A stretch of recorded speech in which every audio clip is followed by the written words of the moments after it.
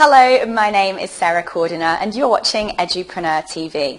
My tip of the day for you today is all about how to get your hands on more business, and in particular how to do that using government tenders.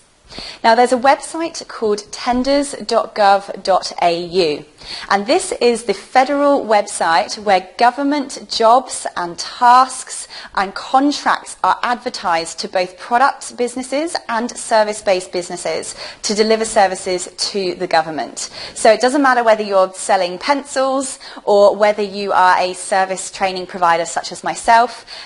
If there is a call out for your particular products or services, you can set yourself up a profile on here in a way that it will send you an email anytime the government publish a particular contract opportunity that fits in with your particular services or products. So grab yourself tenders.gov.au, set up your profile. It's a little bit hard to work your way around, and start getting notified about the kinds of contracts that the government has available for businesses like yours.